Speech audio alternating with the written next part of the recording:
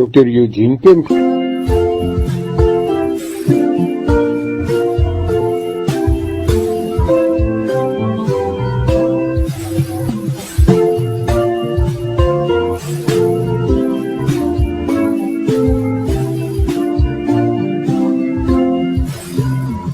So kyk ek na die rolprent Maria wat handel oor die opera-sanger Maria Callas se lewe. En dit prikkel so my nuuskierigheid toe om net bietjie te gaan weer oplees oor haar lewe. Want in die rolprent word daar baie goed uitgebeeld wat eintlik maar baie tragies was. En so in my oplees en nalees kry ek baie sterk weer die gevoel wat mense so baie by hierdie briljante mense kry, dat briljantheid en gebrokenheid in een pakkie opgesluit kan wees. En hoe hierdie briljante mense baie keer selfdestruktief kan leef.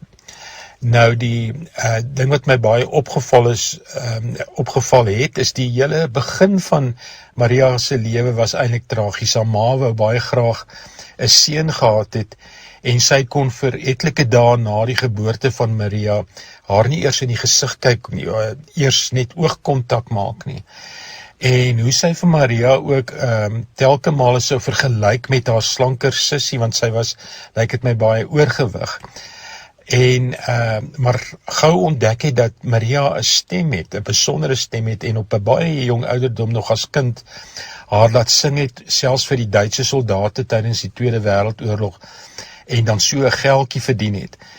Maar daarmee saam is daar 'n ondertoon van haar ook beskikbaar gestel het vir seksuele misbruik teen betaling. En dit was eintlik die tragiese afskop van haar lewe wat later weer sou manifesteer in haar lewe. Maar een van die goed wat absoluut haar reputasie baie skade berokken het, was haar 2 jaar plus verhouding met Ari Onassis,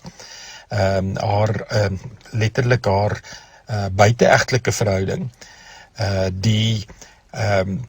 Jackie Onassis sou hierdie verhouding eintlik verbreek in die sin dat hy toe op haar verlief geraak het en hulle sou trou. En dit sou 'n groot letsel gelaat het ook op Maria se lewe. Maar die groot ding waaroor ek graag hier net ten slotte iets wil sê, is dat Ari Onassis het opera gehad en eintlik haar verbied om blykbaar te sing.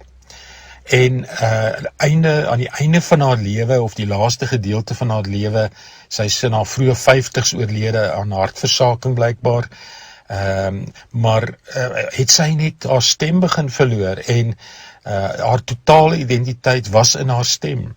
En sy het gesukkel om haarself weer te vind en 'n nuwe identiteit te kry daarsonder.